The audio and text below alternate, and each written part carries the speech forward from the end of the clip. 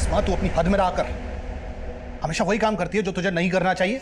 मैं वही करती हूँ जो मुझे करना चाहिए अब्बू।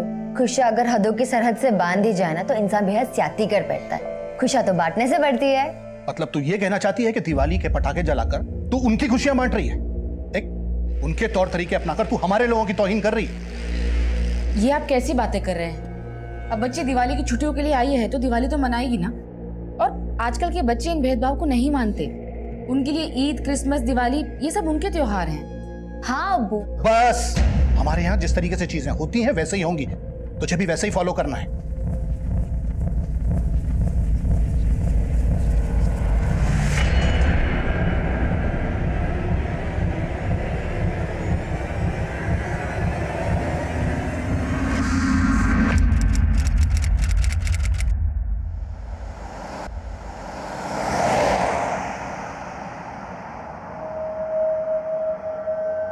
तुम्हारे अब्बू नहीं है यहाँ, फिर भी हिजाब पहना हुआ है। और तुम तो खिलाफ थी इसके। आपको ऐसा क्यों लगता है आफाक भाईजान? मुझे इस तहजीब से कोई शिकायत नहीं है, पर शायद आप ये सोच रहे हैं मैंने ये उतार दिया तो अब्बू से मेरी चुगली करने का आपको मौका मिल जाएगा। क्यों? गलत सोच रहे हो तुम मेरे बारे में। मुझे तुम्हारी सोच पसंद है। मैं तो खुद कदम से कदम मिला के चलना चाहता हूँ तुम्हारे साथ। पर मेरे साथ कदम से कदम मिलाना आपके लिए आसान नहीं होगा। अच्छा, अगर ऐसा है तो आजमा के देख लो।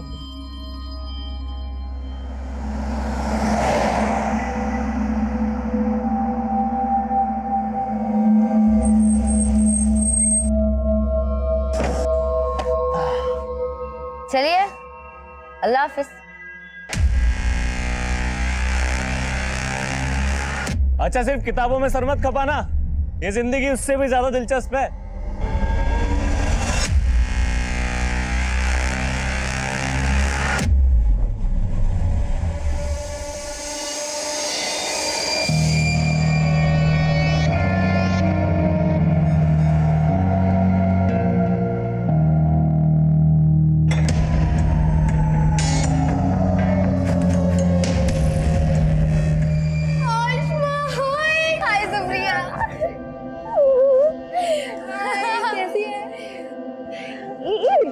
अरे यार, हॉस्टल एकदम खाली खाली लग रहा है। हाँ यार, ज्यादातर लड़कियां आज आई नहीं। अच्छा, और बता, तेरी छुट्टियां कैसी रही? एकदम रॉकेट। तुम लोग सिगरेट पी रही थी? तो तुझे क्या लगा हम यहाँ पर अगरबत्ती जलाएंगे? Very funny. तुम लोग ना सुधरोगे नहीं। सुधरना तो तुझे आसमा, और तुझे सुधारने के लिए हमने एक प्लान बनाया है। अच्छा, क्या प्लान किया तुम लोग ने?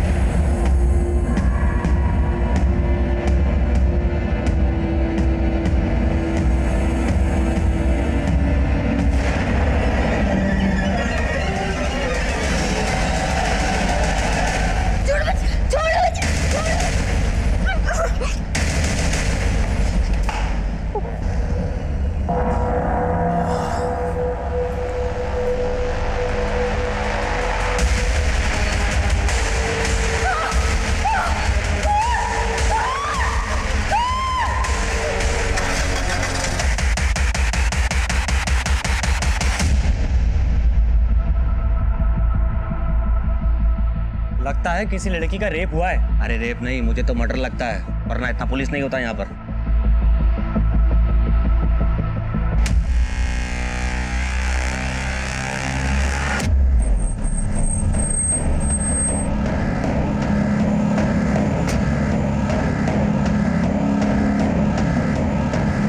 जय हिंद सर, बहुत ब्रूटल मर्डर है सर।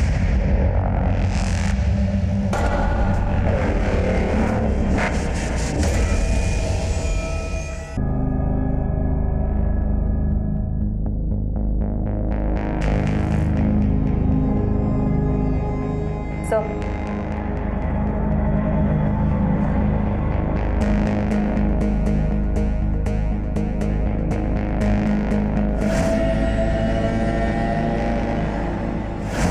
सर इसके पैर पे छायापुरी भी लिखा है।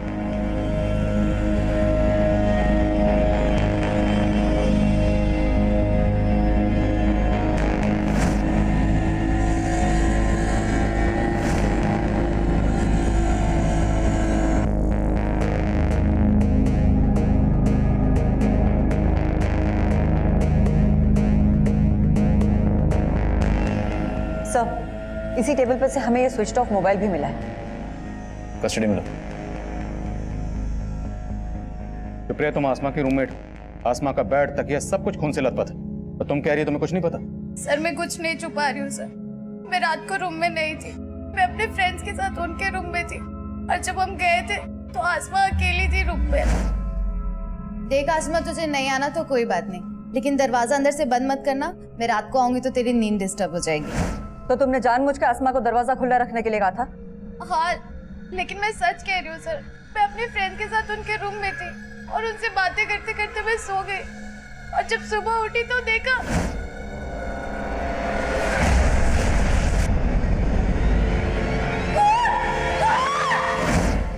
सर सुप्रिया बिल्कुल सही कह रही है, ये हमारे साथ ही थी पूरा टाइम। लेकिन यहाँ पे इतना सब कुछ हो गया। पहले आसमा पे हमला हुआ, फिर उसकी बॉडी को खींचकर बाथरूम तक ले जाया गया, और तुम लोग कह रहे हो कि तुमने कोई आवाज ही नहीं सुनी। रूम में पंखे की आवाज इतनी तेज थी, हमें सच में नहीं पता चला कि आसमा के साथ इतना सब कुछ हो गया।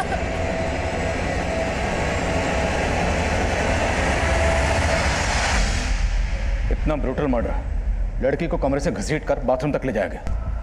किसी ने कुछ देखा नहीं, किसी ने कुछ सुना नहीं, जरूर कोई कुछ छुपा रहा है। हो सकता है सर, लेकिन आसमा की लाश को देख के ऐसा लगता है जैसे उसके साथ रेप भी हुआ था। जरूर कोई लड़का इन्वॉल्व है, लेकिन ये गर्ल्स हॉस्टल है सर, और वार्डन का कहना है कि यहाँ पे 24 घंटे तक सिर्फ एक गार्ड ही रहता है, और एक कुक है जो सुबह आता है और रात में चला जाता है। गार्ड को हमने हिरासत में ले लिया है सर। हाँ सर, ये वही कुक है जो सुबह 6 बजे आता है और रात को 10 बजे डिनर के बाद चला जाता है। उसके बाद सोने से पहले मैं खुद पूरा राउंड लगाती हूँ।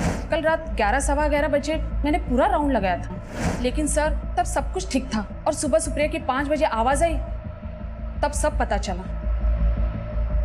आसमा का हॉस्टल में किसी से कोई झगड़ा? नहीं सर।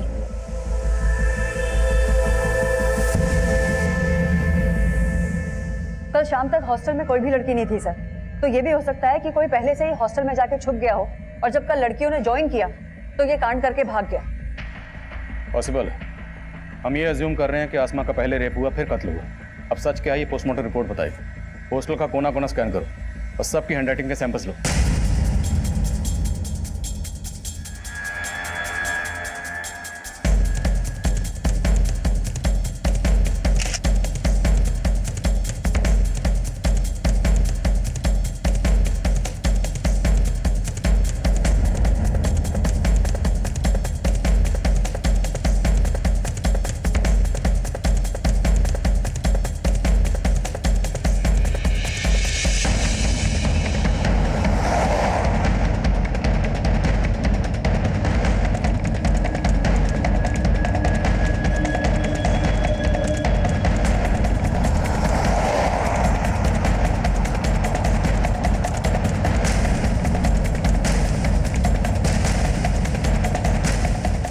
ये इतना ऊंचा है सर कि यहाँ से आना और भागना दोनों ही पॉसिबल नहीं है।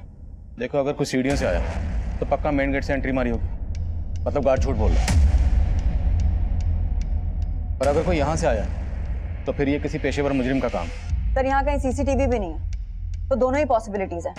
हॉस्टल के आसपास सबसे पता करो, जहाँ भी सीसीटीवी मिले उसे खंगालो, और हॉस्टल में जितने भी लोगों का आना जाना था एक एक की डिटेल निकालो।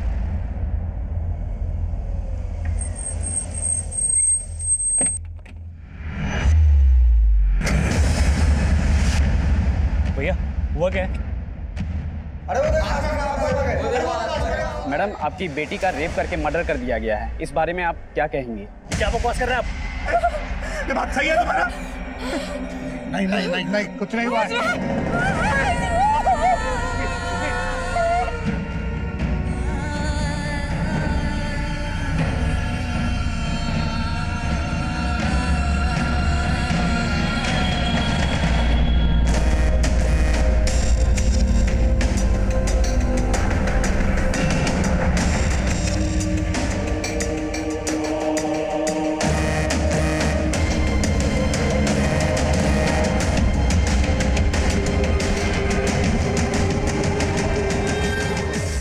फ्लोर पुलिस ने सील किया हुआ है। फिलहाल बाकी के रूम में तुम लोग आपस में एडजस्ट कर लो।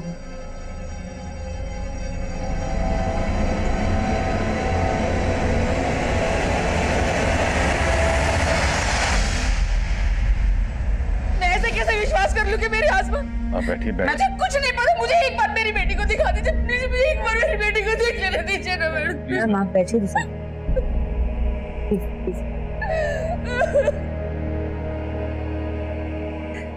मैम पाले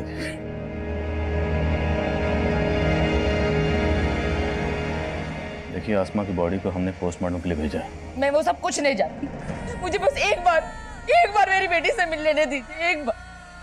देखिए, मैं समझ सकता हूँ एक माँ के नाते ये वक्त आपके लिए आसान नहीं है, पर मैं आपको बताना चाहता हूँ कि आसमा की बॉडी की जो हालत है वो देखना आपके लिए और भी मुश्किल होगा।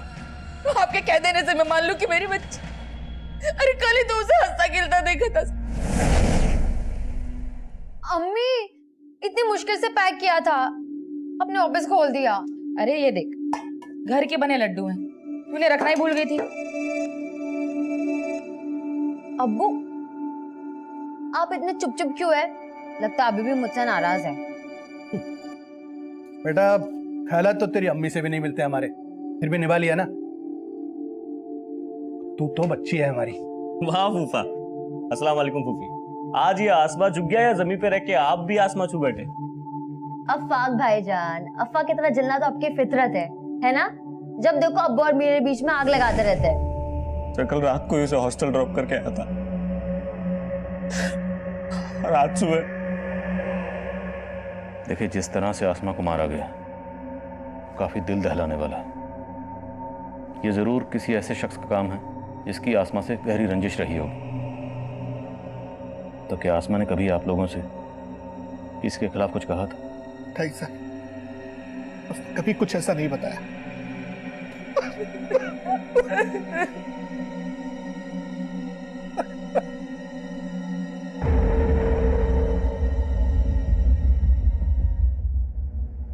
अच्छा सुन लो,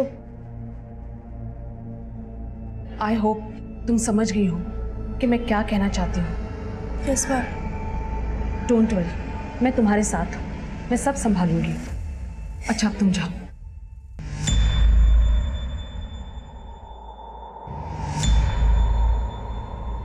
हमने कई लोगों की हैंडराइटिंग ली है सर, लेकिन किसी की भी लिखावट इस लेटर की लिखावट से मैच नहीं करती।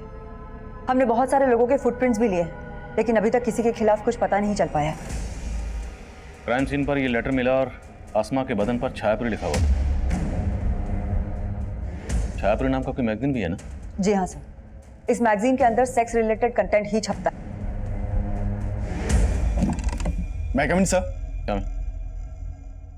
सर, आसमा की प्रीलिमिनरी पोस्टमार्टम रिपोर्ट आ गई है।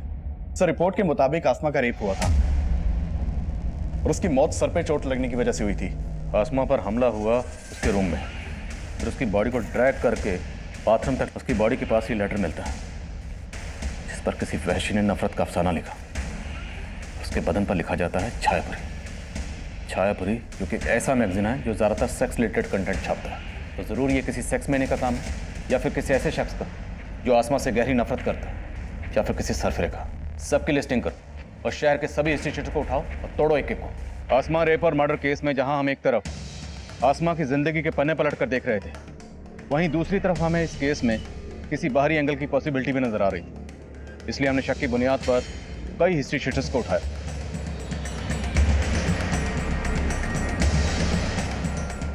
सबके डीएनए सैंपल्स, हैंडराइटिंग और फुटप्रिंट्स लिए गए। हमने हर वो मुमकिन कोशिश की जिससे हम जल्द से जल्द मुजरिम तक पहुंच सकें।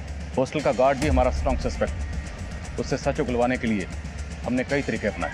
मैडम मैंने कुछ नहीं किया। अब तू नहीं बचेगा।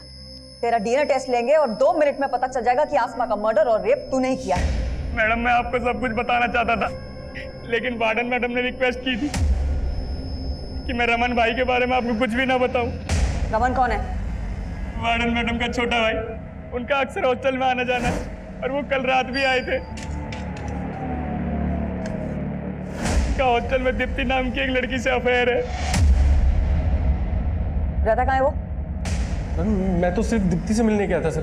सर, आसमा को तो मैं जानता ही नहीं हूँ। मैं कसम से बोल रहा हूँ सच, मैंने कुछ नहीं किया सर। अगर तुम्हारे भाई रमन ने कुछ नहीं किया तो गार्ड को उसका नाम लेने से मना क्यों किया? मैं डर गई थी मैडम, मैं अपने भाई की हरकतों से परेशान थी, लेकिन मेरा यकीन कीजिए उसने कुछ नहीं किया। आप चाहो तो वो दीप्ति से पूछिए, उसने कुछ नहीं किया। सर मेरा कोई अफेयर नहीं है रमन के साथ। वो मुझे परेशान कर रहा था सर। पहले उसने मुझे प्रपोज किया, मैंने मना किया तो वो मेरे पीछे ही पड़ गया सर। पिछले काफी दिनों से सर वो मुझे हरास कर रहा है।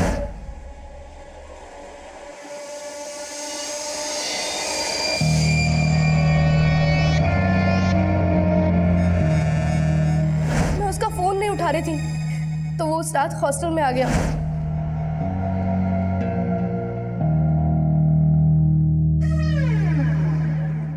रमन, मैंने तुम्हें पहले भी कहा है मेरा पीछा छोड़ दो। ऐसे छोड़ दूं? प्यार करता हूँ ना मैं तुमसे। रमन, तुम यहाँ से जाते हो या मैं चिल्लाऊं?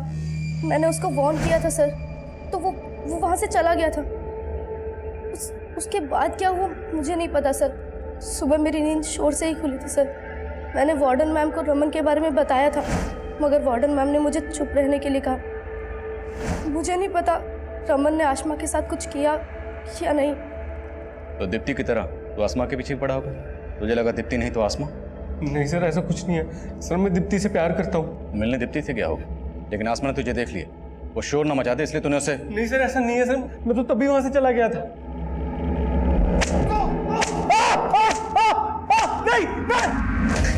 अब मैं ऐसा नहीं करूंगा, मुझे माफ कर दो। ऐसे नहीं छोड़ूंगा तुझे। अरे साहब, छायापुरी मैगजीन तो हर नुक्कड़ और चौराहे पे बिकती है। अब एक ऐसा रेपिस्ट जो छायापुरी मैगजीन पढ़ता है, उसको ढूंढना तो समुद्र में सुई ढूंढने जैसा है। लेकिन ढूंढना तो पड़ेगा। ठीक है साहब, आप बोलते हो तो कोशिश करके देखता हूँ। हेलो, हाँ बोल। सर, गार्ड और रमन दोनों वहीं अटके हैं, लेकिन उनके फुटप्रिंट का साइज क्राइम सीन पे मिले फुटप्रिंट के साइज से मैच करता है। मैंने दोनों के डीएनए सैंपल्स भी ले लिए हैं सर, लेकिन रिपोर्ट आने तक वेट करना पड़ेगा। ये दोनों इतनी आसानी से कुछ नहीं उगलने वाले। क्राइम सीन से हमें जो आसमा का फोन मिला था उसे अच्छे से स्कैन करो, उससे हमें कोई ना कोई क्लू जरूर मिलेगा। मैगविन सर। हमें सर, हमने हॉस्टल के आसपास के सारे सीसीटीवी खंगाले। क्राइम वाले दिन हॉस्टल के पीछे की तरफ एक कार वहां के सीसीटीवी में कैप्चर हुई थी। सर, मैं वहां की फुटेज लाया हूँ। सर, इस गाड़ी का नंबर विजिबल नहीं है। मैंने इस गाड़ी के बारे में आसपास के लोगों से पूछताछ की, लेकिन पहले किसी ने भी इस गाड़ी को यहाँ नहीं देखा। सर, सस्पिशियस बात यह है, ये गाड़ी रात को 1 बजे यहाँ आई, इस गाड़ी में से कोई उतरा और फिर अर्ली मॉर्निंग वापस आया। जिस डायरेक्शन में ये गाड़ी गई है उस डायरेक्शन के सीसीटीवी खंगालो। हो सकता है वहाँ के किसी सीसीटीवी में इसका नंबर कैप्चर हुआ। Okay sir.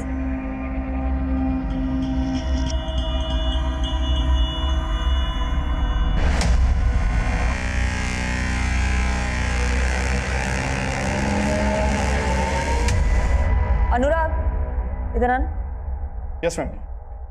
ये आसमा के फोन पे अफाक नाम के लड़के के 5 मिस कॉल है। मैम, अफाक तो आसमा का कजन है जो आसमा के पेरेंट्स के साथ आया था। अफाक ने आसमा को 5 बार कॉल किया, लेकिन आसमा ने एक भी बार रिसीव नहीं किया। लेकिन बाद में आसमा की अपनी मदर से बात हुई है। ये चक्कर क्या है? आसमा के पेरेंट्स से दोबारा मिलना पड़ेगा। ये वही गर्ल्स हॉस्टल है जहां आसमा का इतना ब्रूटल रेप और मर्डर हुआ, पर पुलिस अभी तक इस केस में नाकाम नजर आ रही है। अब अफसोस करने का क्या फायदा? वक्त रहते अगर आसमा के पर काट दिए होते तो यह दिन नहीं देखना पड़ता। चारों तरफ इज्जत का कचरा हो रहा है। आपको अपनी इज्जत की पड़ी, अपनी बच्ची का कोई दुख नहीं। दुख है मुझे, इसीलिए कोस रहा हूं तुझे। एक नहीं सुनती थी मेरी। पता नहीं वहां किस लड़के के साथ चक्कर चल रहा था उसका। वहां उसके साथ इतना कुछ हुआ और आप उसको ही।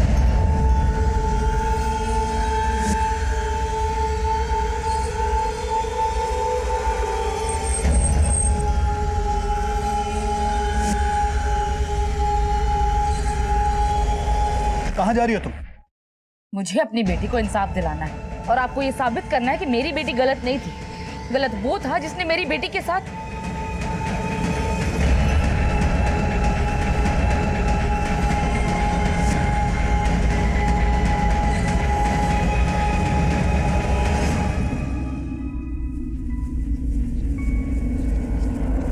मैं आपसे अफवाक के बारे में बात करना चाहती हूँ। क्या आमना का और अफवाक का कोई इशू था? कैसी बातें कर रही हैं मैडम? भला अफाक का आसमा से क्या इशू होगा? देखिए, मर्डर वाली रात को अफवाक ने 5 बार आसमा को फोन किया था और उसने एक भी बार उसका फोन नहीं उठाया।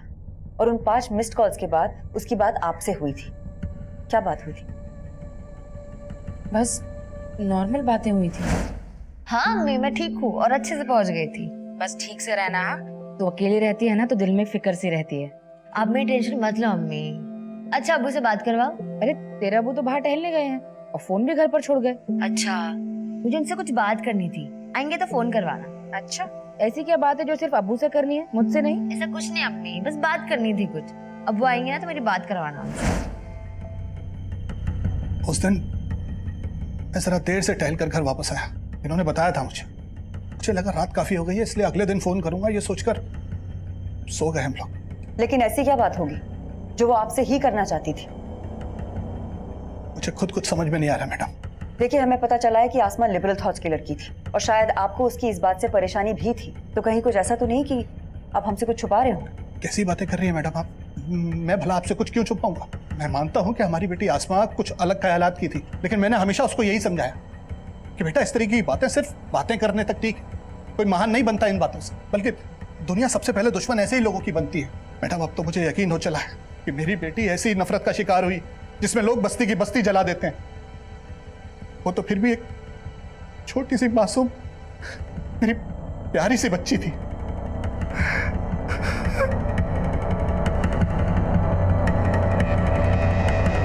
ठीक है, मैं आता हूं। सर मैंने ब्रोथल में फील्डिंग लगाई तो एक टिंडा नाम के आदमी का मालूम चला। कौन टिंडा?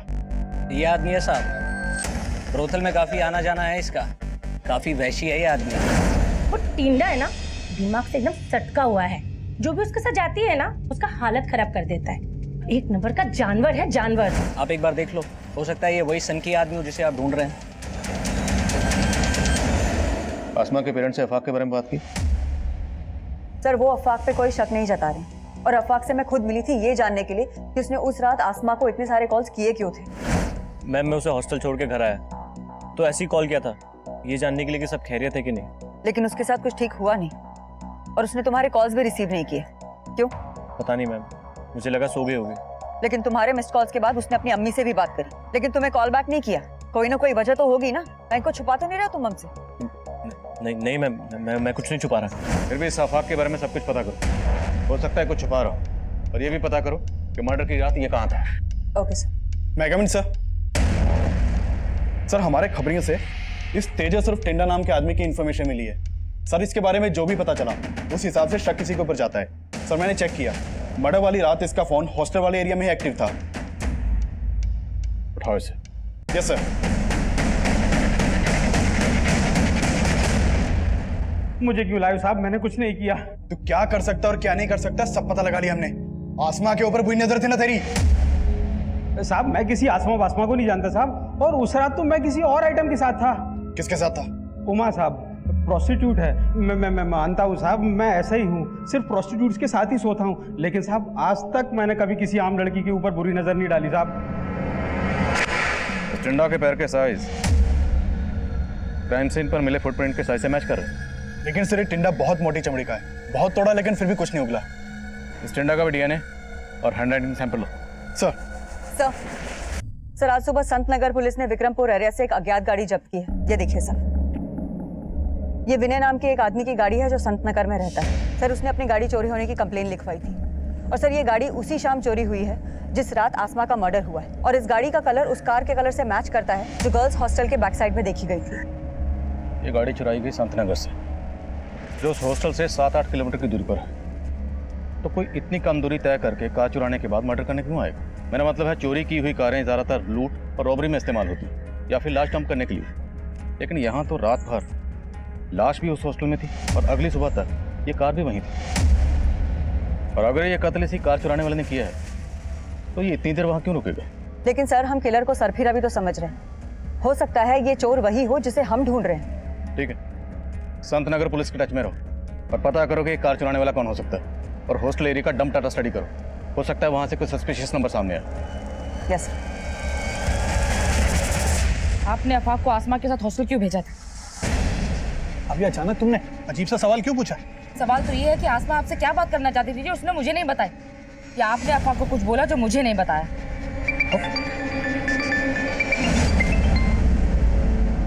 हेलो, पुलिस आपको गुमराह कर रही है। क्या? वो आसमा के कातिल को जानती है लेकिन उसको बचा रही है। किसको बचा रही? और आप कौन बोल रहे हैं? मैं जो कोई भी हूँ आपका शुभचिंतक हूँ। आसमा का रेप और मर्डर शांतनु ने किया है। शांतनु? कौन शांतनु? बिजनेसमैन गुरुदत्त का बेटा शांतनु। शांतनु का एक दोस्त भी है जो उसके साथ मिला हुआ है। रात एक अनिरुद्ध नाम के लड़के का फोन हॉस्टल वाले एरिया में एक्टिव था और ये अनिरुद्ध सुप्रिया के काफी टच में था। इस सुप्रिया पर मुझे शुरू से ही शक था। सुप्रिया और अनिरुद्ध दोनों को उठा के लो। सर। मैं कमिंग सर? कमिंग। सर, आसमा रेप और मर्डर केस में मीडिया ने हंगामा मचा रखा है सर। न्यूज आ रही है टीवी पे। चलो टीवी चलाओ। हम पहले पुलिस पर भरोसा कर रहे थे, लेकिन अब हमारा भरोसा उन पर से उठ। लेकिन आपका पुलिस पर से भरोसा क्यों उठ गया? कि पुलिस मेरी बेटी के कातिल को बचा रही है। आसमा को न्याय दो! सुनो। सर, शर्मा। आसमा को न्याय दो! न्याय दो! न्याय दो! आसमा को न्याय दो! न्याय दो! न्याय दो! We want justice! We want justice! आसमा को न्याय दो! न्याय दो! न्याय दो! We want justice! We want justice! आपको कोई गलतफहमी हुई है? कोई गलतफहमी नहीं हुई है मैडम। लेकिन आपको क्यों ऐसा लग रहा है कि हम किसी को बचा रहे हैं? आखिर वजह क्या है? आसमा का रेप और मर्डर शांतनु ने किया है। शांतनु? कौन शांतनु? आप उस बिजनेसमैन के बेटे शांतनु को बचा रहे हैं। शांतनु? मैम, इस शांतनु अनिरुद्ध का दोस्त है जिसका नंबर हमें सुप्रिया के कॉल रिकॉर्ड से मिला था। वो मर्डर वाली रात शांतनु का नंबर भी हॉस्टल वाले एरिया में ही बंद था। लेकिन उस पीसीओ से फिरोजा को किसने फोन किया था ये हमारे लिए जानना बहुत जरूरी है। एक काम करो, अनिरुद्ध, शांतनु और सुप्रिया इन तीनों को लेकर आओ और पीसीओ पे भी जाके आओ। Okay ma'am.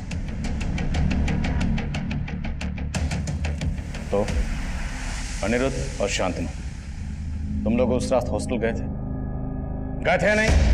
हाँ सर, ये दोनों गर्ल्स हॉस्टल में आए थे, लेकिन सर ये लोग मुझसे और मेरी फ्रेंड से मिलने आए थे। उस रात हॉस्टल में ज़्यादा लड़कियां नहीं थी, इसीलिए हमने पार्टी प्लान किया था। मैंने आसमा को भी इनवाइट किया था सर। व्हाट? तू उन लोगों को यहाँ बुला रही है? पागल हो गई सुप्रिया? किसको पता चला ना तुझे यहाँ से निकाल देंगे। लेकिन उसने आने से मना कर दिया। फिर हम लोग दूसरे रूम में पार्टी कर रहे थे। तुम्हारे हॉस्टल में मेल्स के आने पर पाबंदी है या नहीं?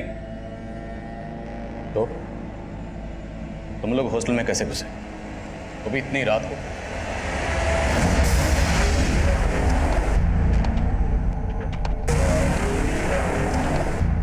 उसके बाद हम लोगों ने 2 घंटे तक एंजॉय किया और उसके बाद शांतनु और अनिरुद्ध दोनों चले गए थे। सर, उसके बाद सच में मैं अपने फ्रेंड्स के साथ ही सो गई थी। तुम चुप रहोगे? तुम्हें क्या लग रहा है हम तुम्हारी बातों में आ जाएंगे? तुम इन्हें बचा लोगी? बोलो तुम लोग, साफ साफ बोलो, उस रात हॉस्टल में क्या हुआ था? सर, हमने आसमा के साथ कुछ भी नहीं किया है सर, बिलीव अस।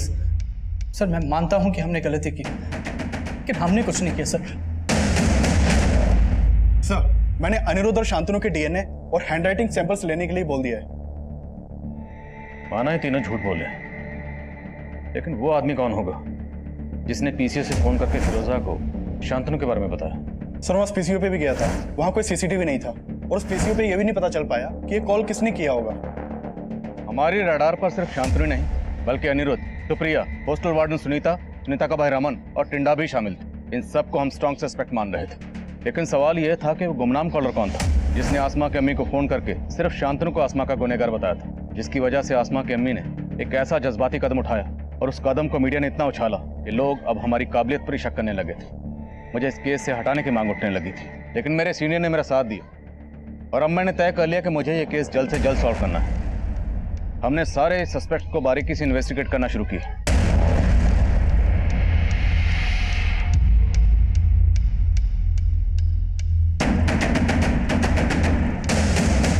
अफवाक के बारे में कुछ बातें मालूम चली हैं सर। आसमा के अब्बू अफवाक से आसमा की शादी कराना चाहते थे, लेकिन आसमा को अफवाक बिल्कुल पसंद नहीं था और इसी सिलसिले में मैं उसकी अम्मी और अब्बू से भी मिली थी। आसमा पहले भी अपने अब्बू को मना कर चुकी थी कि वो आफाक से शादी नहीं करना चाहती, लेकिन फिर भी इन्होंने जानबूझ के आफाक को आसमा के साथ हॉस्टल भेजा। नहीं मैडम, ऐसा कुछ भी नहीं है। मैं बस ये चाहता था कि आफाक और आसमा एक दूसरे को जान लें, समझ लें। और मैं गारंटी से कह सकता हूँ मैडम, आफाक ने आसमा के साथ कुछ भी गलत नहीं किया होगा। आसमा की फैमिली काफी कंजर्वेटिव है सर, और आसमा आजाद ख्यालों की लड़की थी। आसमा की अम्मी ने हमें यह भी बताया कि आसमा को लगता था कि अफाक भी उसके पेरेंट्स की तरह कंजर्वेटिव ही होगा, और उसने अपने पेरेंट्स के सामने अफाक को साफ साफ मना भी कर दिया था। आफाक को मैंने हमेशा भाई की नज़र से देखा है, लेकिन अब आप कह रहे कि मैं शादी कर लूं? मैं आफाक से शादी नहीं करना चाहती। अगर कोई और पसंद है तो वो भी बता दे। अगर कोई और पसंद होता तो मैं बता देती, लेकिन मैं आपसे शादी नहीं करूंगी। फिर भी इस आफाक को थाने में बुलाकर अच्छे से पूछताछ करो। राइट। मैं मानता हूँ आसमा मुझसे निकाह नहीं करना चाहती थी, लेकिन उस दिन मैं उसके अब्बू की मर्जी से उसके साथ गया था। मैंने उसे उसके फैसले के बारे में दोबारा सोचने के लिए बोला। मुझे तुम्हारी सोच पसंद है। मैं तो खुद कदम से कदम मिला के चलना चाहता हूँ तुम्हारे साथ। पर मेरे साथ कदम से कदम मिलाना आपके लिए आसान नहीं होगा। बहुत गुरूर था उसे खुद पे, साफ साफ मना कर दिया। और उसका गुरूर तोड़ने के लिए तूने उसे खत्म कर दिया। नहीं मैम, मैंने ऐसा कुछ नहीं किया। फोन तो करता था ना तू उसे, उसने तेरे फोन नहीं उठाए तो तूने वापस हॉस्टल पहुंचकर उसको खत्म कर दिया। मैंने ऐसा कुछ नहीं किया। मैं तो उससे प्यार करता था। मैं क्यों करूंगा ऐसा मैम? लेके जाओ इसको। इसका हैंडराइटिंग और डीएनए सैंपल ले लेना। मेरी बात मैंने कुछ नहीं किया मैम। मैं कम इन सर। कम इन। सर, आसमा के मदर को जिस पीसीओ से कॉल किया गया था, वो मैंने उस एरिया के सीसीटीवी स्कैन किए। उसमें एक सस्पिशियस आदमी कैप्चर हुआ है। उठाओ इसे। सर। सर, मैंने कुछ नहीं किया। मैं अपने बेटे चिंटू को बचा रहा था सर। चिंटू ने ऐसा क्या किया? दरअसल चिंटू दुकान का सामान लेने हॉस्टल जाता था सर। वो बच्चा था इसलिए गार्ड भी उसे अंदर जाने देता था, लेकिन बचपने में वो आसमा को पसंद करने लग गया था। मेरे ही मोबाइल से उसने आसमा के कुछ वीडियो रिकॉर्ड कर लिए थे। अब मैं ऐसा नहीं करूंगा, मुझे माफ कर दो। ऐसे छोड़ने वाला नहीं तुझे। 1 घंटे तक ऐसे ही खड़ा रहना। Video recording? कैसे वीडियो? नॉर्मल सा वीडियो सर, जो मैंने अब डिलीट कर दिए हैं। मुझे ऐसा लगता था कि कहीं आप उसकी वजह से मेरे बेटे तक न पहुंच जाए, इसीलिए मैंने पीसीओ से झूठा कॉल किया था। आसमा का रेप और मर्डर शांतनु ने किया है सर। मुझे मालूम था कि शांतनु और उसका दोस्त हॉस्टल में जाते थे। मुझे शुरू से लग रहा था कि ये काम उन दोनों लड़कों ने किया है, इसीलिए सर मैंने ये सब वो किया। आसमा रेप और मर्डर केस में अब एक नाबालिग बच्चे चिंटू की कुछ ऐसी हरकतें सामने आई जिसने इस केस को एक नया मोड़ दे दिया। लेकिन चिंटू के फादर ने जो शातिरपना किया था, उसे भी हमारी सस्पेक्ट लिस्ट में जोड़ रहा था। हमने उसका डीएनए, हैंडराइटिंग सैंपल्स और फुटप्रिंट्स लिए, और आसमा के कजन अफाक के भी हम डीएनए रिपोर्ट का इंतजार कर रहे थे। लेकिन इसके अलावा हमारे हाथ कोई पुख्ता सबूत नहीं लग रहा था। मैं एक अजीब सी गफलत में था। अक्सर यही सोचता रहता कि क्या हम सही डायरेक्शन में थे। ये केस मुझे लगातार झकझोर रहा। क्राइम सीन के मंजर मुझे रात भर सोने नहीं देते थे। ऊपर से मीडिया का प्रेशर इतना ज्यादा था कि मेरे सीनियर्स ने इस केस को सॉल्व करने के लिए मेरे लिए एक डेडलाइन मुकर्रर कर दी। मैं अक्सर ये सोचकर परेशान हो जाता कि अगर मैं इस केस को सॉल्व ना कर पाया तो क्या उस मासूम बच्ची आसमा को कभी इंसाफ मिल पाएगा? मैं कमन सर। सर, मैं उस कार चोर के बारे में पता कर रही थी, तो पता चला है कि पूरे डिस्ट्रिक्ट में पिछले 25 दिनों में 20 गाड़ियां चोरी हुई हैं, और इनमें से ज्यादातर गाड़ियां कुछ दिनों के गैप के बाद कहीं भी खड़ी मिल गई। 25 दिनों में 20 गाड़ियां? जी सर। मतलब तकरीबन हर रोज एक गाड़ी चोरी हो रही थी? Yes sir. जिन एरिया से ये कार्स चोरी हुई है वहां कहीं कहीं चोर सीसीटीवी फुटेज में कैप्चर हुआ है, लेकिन चेहरा कहीं भी क्लियर नहीं है। ये देखिए सर, यहाँ कहीं भी इसका चेहरा क्लियर नहीं है, लेकिन सर इसकी चाल में एक लचक है जो हर फुटेज में एक जैसी है। और सर, हॉस्टल के बैक साइड के सीसीटीवी फुटेज में भी उस आदमी की चाल में ऐसी ही लचक दिख रही थी। और सर, हो सकता है कि हॉस्टल के बैक साइड में जो कार देखी गई थी वो भी इसी ने चुराई हो, और आसमा के मर्डर और रेप में भी इसी का हाथ हो। लेकिन सर, ये दुबला पतला आदमी जो सही से चल नहीं सकता, सर ये कैसे हिम्मत करके हॉस्टल के अंदर घुसा होगा और उसने आसमा का रेप और मर्डर किया होगा? हो सकता है ये वो ना हो जिसकी तलाश हमें, लेकिन फिर भी कंफर्म करना जरूरी है कि उस रात ये गाड़ी यही वहां लेकर आया था। हॉस्टल के आसपास सब जगह पता करो, क्या उस रात कोई ऐसा आदमी देखा गया था जो इसकी तरह लगना कर चल रहा था? सर,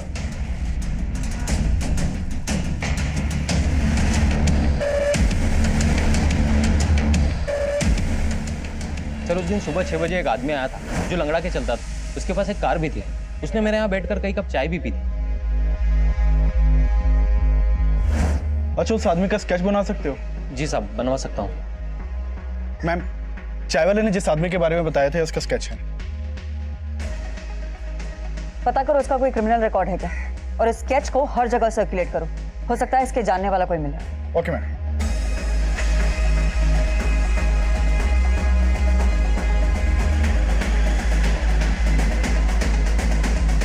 सर जानता हूँ इसको, ये सखाराम है। सखाराम कहाँ रहता है ये? सर घर तो मालूम नहीं है, लेकिन आगे ये गैरेज है, वहाँ मैकेनिक का काम करता है।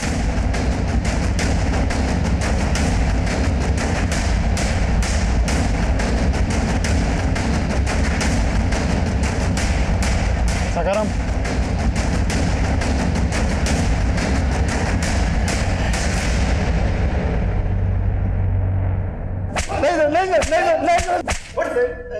नहीं साहब, मैं मानता हूँ कि मैं गाड़ी चुराता हूँ, लेकिन सर मैंने किसी लड़के के साथ कुछ नहीं किया। हमने जब कार चुराई थी ना, वो उसी हॉस्टल के पास खड़ी हुई मिली है। सर वो तो मैं कहीं भी खड़ी कर देता था। सर दरअसल मेरे घर में एसी नहीं है और मुझे गर्मी बर्दाश्त नहीं होती है सर मैं गाड़ी चुराता हूँ और कहीं ले जाके उसका एसी ऑन करके सो जाता हूँ और अगले दिन कहीं भी गाड़ी छोड़ देता हूँ सर। इसकी गर्मी दूर करो, खिलाओ इसको ठंडी ठंडी हवा। सर नहीं। इसका भी डीएनए और हैंडराइटिंग सैंपल्स लो। सर अब पुलिस ने आसमा रेप और मर्डर केस में एक ऐसे आदमी को गिरफ्तार किया है जो ठीक से चल भी नहीं सकता, और पुलिस सोच रही है ऐसा आदमी हॉस्टल की तीसरी मंजिल की खिड़की तक चढ़ा और आसमा के साथ रेप और मर्डर किया। क्या पुलिस ऐसे आदमी को अंदर करके वाकई किसी को बचाने की कोशिश तो नहीं कर रही? मैं कम इन सर। सर सखाराम भी कुछ नहीं उगल रहा है, और शांतनु और अनिरुद्ध का डीएनए आसमा की बॉडी पे मिले डीएनए से मैच नहीं करता। और चिंटू के फादर का डीएनए? सर उसकी डीएनए की रिपोर्ट आने वाली है। मैंने सखाराम के बारे में पता किया सर।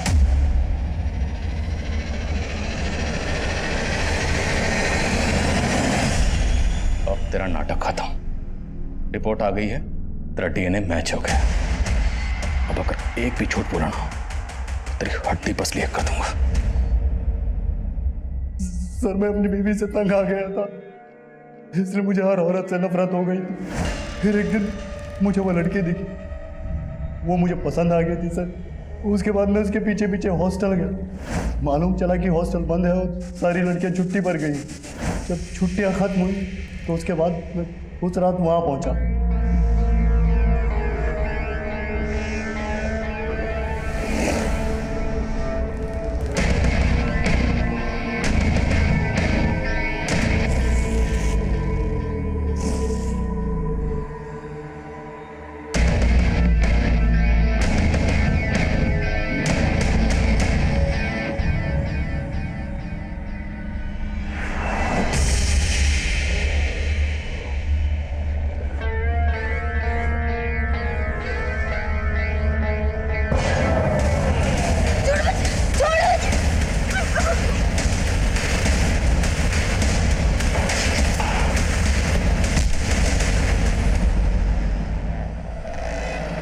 उसकी लाश के साथ बॉडी पर छाया पर लिखा। क्यों? सर ऐसे सर उस रात जिसकी गाड़ी चुराई थी वो छायापुरी पत्री का मालिक था। मुझे नाम पसंद आया इसलिए लिख दिया, और सर जो कुछ मेरे दिल में था वो मैं लेटर पे लिखा और चला गया।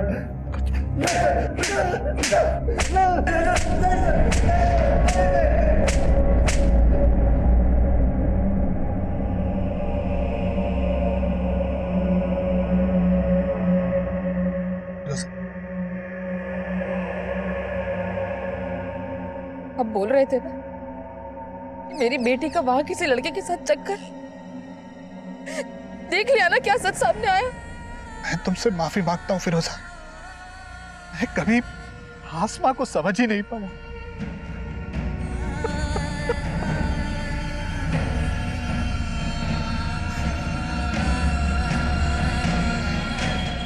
आसमा रेप और मर्डर केस का main accused Sakharam physically disabled था, इसलिए मीडिया उसकी इस कमजोरी का वास्ता देकर उसके बचाव की बातें कर रही थी। लेकिन जब सच्चाई सामने आई उसने सबको हैरान करके रख दिया। सखाराम ने ना सिर्फ आसमा का कत्ल किया बल्कि वो घायल आसमा को 100 मीटर तक घसीट कर ले गया, उसके साथ दरिंदगी करता रहा।